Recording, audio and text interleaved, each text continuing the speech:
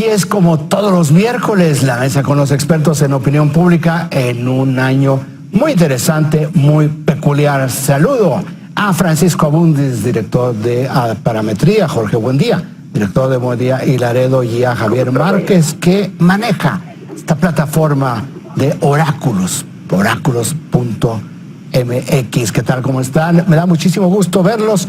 Muy buen año, que va a ser muy intenso para todos ustedes. Así es, Rey, será año electoral.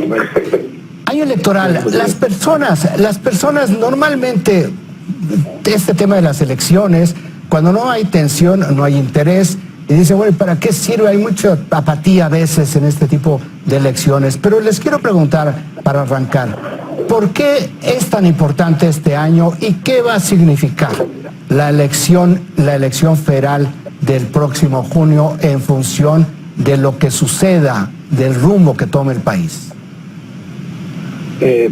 Bueno, creo que parte de la importancia radica en la concentración de elecciones en un solo proceso como es el de 2021. Como nunca antes en la elección intermedia se realizarán otras elecciones locales. Es decir, están muchas cosas en juego, 15 gubernaturas, la Cámara de Diputados, un sinfín de alcaldías y diputaciones locales en 30 entidades, es decir, se juega muchísimo. De aquí a 2024 no habrá otra oportunidad, digamos, para cambiar la correlación de fuerzas políticas. Y yo creo que ese simple hecho de todo lo que está en juego es lo que le da esta importancia específica. A ver, Paco, viene este tipo de elección. Viene también que una prueba, que es, va a ser un referéndum en las urnas a lo que ha hecho el presidente López Obrador. En este caso, por la peculiaridad, es más bien como hay tantas elecciones locales, es prácticamente hiperlocal la elección. ¿Qué tipo de elección vamos a ver? ¿O la multiplicidad de esta? Sí, esa es una lectura, la idea de que esto va a ser un referéndum sobre el actual presidente, pero creo que no es la única lectura, como bien señalas. En este país ya cada elección es la más grande de la historia, porque con la concurrencia a la que se refirió Jorge, pues sí, tenemos más de 2.000 alcaldías, 30 congresos locales, tenemos 15 gobernaturas, pero probablemente en términos de gobernabilidad, la elección más importante sea la del Congreso Federal. Irónicamente, aunque es una elección que tiene implicaciones sobre la segunda mitad de esta administración, buena parte de estos 300 distritos de mayoría y otros 200 de representación van a depender más bien de las elecciones de ejecutivos, es decir, de gobernadores. De ahí la importancia de la nominación de las candidaturas de cada partido o de cada coalición o alianza para estos procesos. Creo que lo que tenemos entonces es, si bien el presidente, aunque no esté en la boleta, lo está de manera simbólica, porque siempre, como bien dijiste, es una especie de evaluación a su gobierno, estas 15 gubernaturas que van a tener los niveles de participación más altos, creo que son las que van a jalar a su vez diputaciones locales, diputaciones federales y algunas ciudades. Entonces creo que tenemos por lo menos 3 tipos de elecciones: las que tienen gobernador, que son 15 de los 32 estados, donde están estas ciudades, digamos, estas 2.000 alcaldías, y las que van a tener solo Congreso local, que probablemente van a ser las de menor participación. Pero creo que de lo que más va a depender esta elección, aunque tiene impacto federal, irónicamente va a ser en procesos locales. Javier, viene la elección a nivel federal del Congreso, 300 diputaciones van en juego, y ya como consecuencia las 200 plurinominales. ¿Qué está en juego para el presidente López Obrador en esta elección del Congreso? Bueno, recordarás, Raimundo, que en estos momentos Morena mantiene una supermayoría en el Congreso, en la Cámara de Diputados. Es lo que va a estar en juego en esta elección. Tanto la oposición como el partido en el gobierno han puesto como punto focal de la elección la mayoría, el 50% más 1.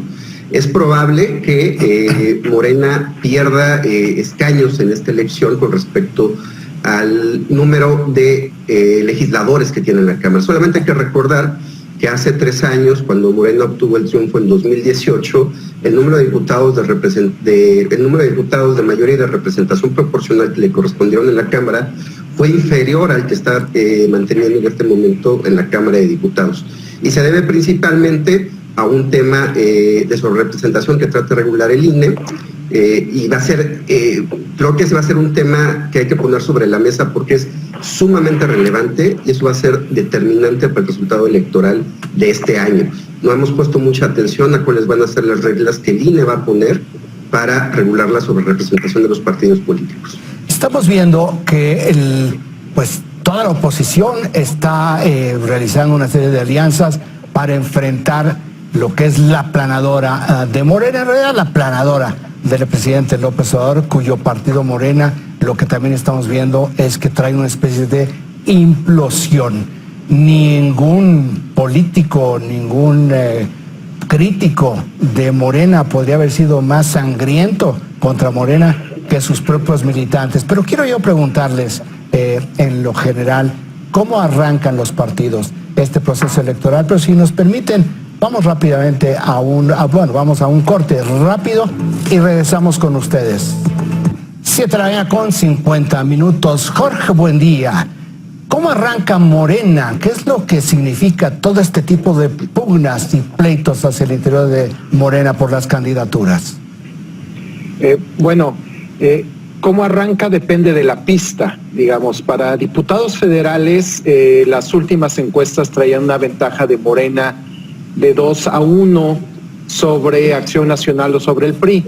Pero, como todos sabemos, recientemente se firmó esta alianza, la alianza Va por México, que va a abarcar más de 150 distritos, es decir, más de la mitad del país va a estar en alianza PAN-PRI-PRD.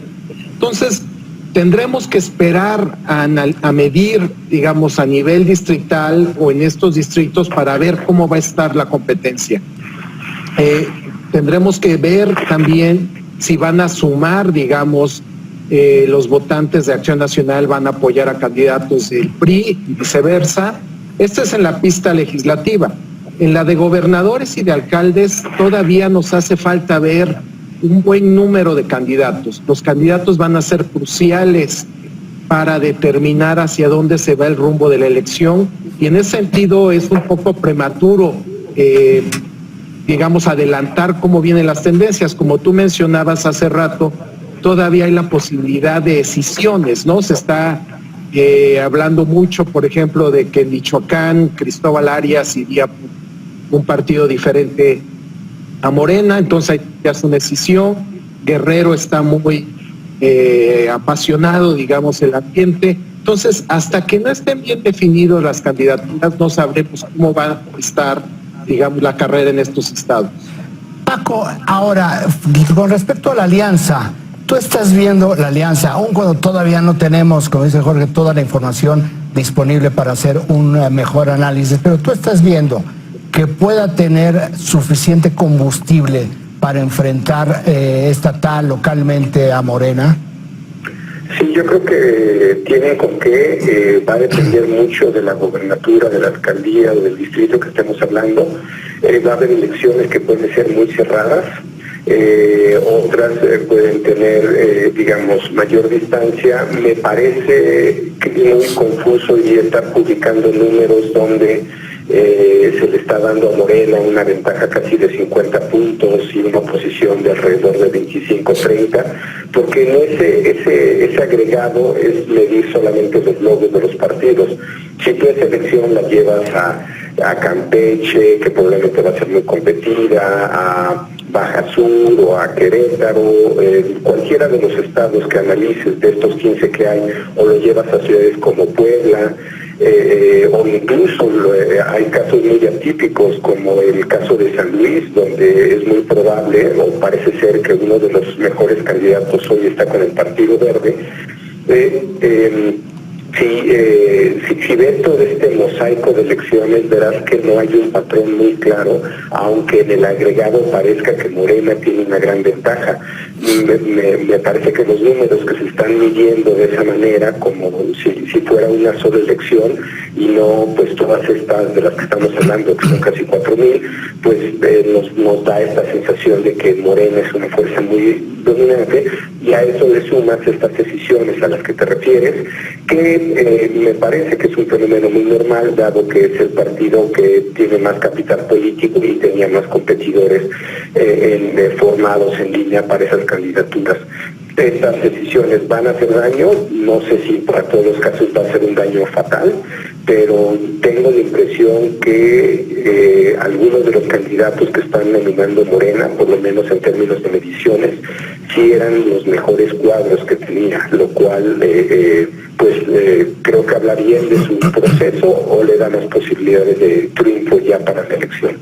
Javier, el INEGI reportó hace unos cuantos minutos que la caída en la venta de automóviles en diciembre fue de 28%, una caída de 28%. Este es un dato que no se daba desde la crisis financiera de 1995.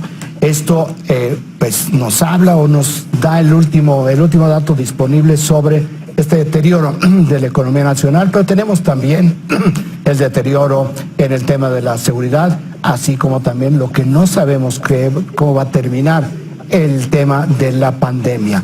Estas variables, ¿cómo impactan en la elección y quiénes o cómo puede afectar a uno o a otro partido? Bueno, las elecciones intermedias suelen ser elecciones, al menos en la arena legislativa, donde es muy importante, tú le llamabas el referéndum hacia el gobierno del presidente. Ahora bien, todas estas variables, como puede ser la economía y la seguridad, necesitan ser interpretadas por el votante por parte de los partidos políticos de oposición. Las campañas en eso juegan, son imprescindibles para poder informar al votante sobre la situación del país. Si llegamos a encontrar alguna relación entre la situación económica del país, así como de violencia y los resultados electorales del partido en el gobierno, va a tener que pasar necesariamente por el filtro de cómo la oposición y el propio gobierno cómo interpretan estos números. En ese sentido, quiero decir que está muy a favor del presidente y de su partido el hecho de que tengan el micrófono todas las mañanas y que interpreten cómo son estas cifras de economía, de seguridad, incluso de salud con respecto a la pandemia del COVID, para que los votantes las puedan recibir y voten acorde. Creo que en estos momentos todavía es muy pronto para ver cómo los partidos de oposición harán este trabajo. Lo veremos en los próximos meses, con mayor intensidad a partir de marzo, donde se va a desarrollar el discurso en las campañas. Muy rápidamente, a la misma pregunta a los tres, ¿qué es lo importante para una persona común y corriente de observar en este proceso electoral, Jorge? Pues sin lugar a dudas, yo creo que es la evolución de la pandemia. El manejo gubernamental va a ser un tema crucial. Yo creo que vamos a llegar a los peores momentos, enero, febrero. No hay optimismo en cuanto a la efectividad del programa de vacunación. Yo creo que este va a ser un tema crucial. Paco Abundis. Yo creo que para el tema de las elecciones lo importante es que ubiquen bien quiénes son sus candidatos para las gubernaturas, para las ciudades. Lamentablemente no tenemos una cultura muy de mucha sofisticación política en lo que se refiere a saber en qué distrito vivimos, tanto en lo local como en lo federal.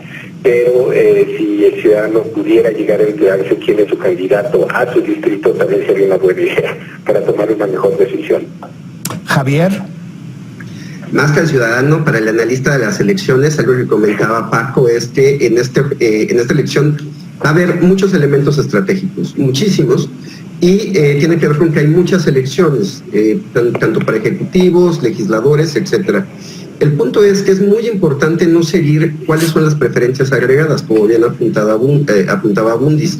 La verdad es que las distorsiones que vamos a observar entre las preferencias agregadas y las posiciones de poder que resulten de esta elección pueden llegar a ser abismales y creo que nos pueden llegar a sorprender una vez que conozcamos el resultado electoral.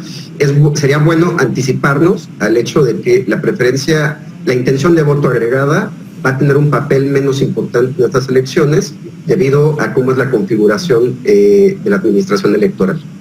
Jorge, buen día. Paco Abundis, Javier Márquez, muchísimas gracias por estar aquí con nosotros, que tengan un excelente año, sé que intenso lo van a tener, y muchísima salud. Feliz año a todos, gracias. Felicidades. Muchas felicidades.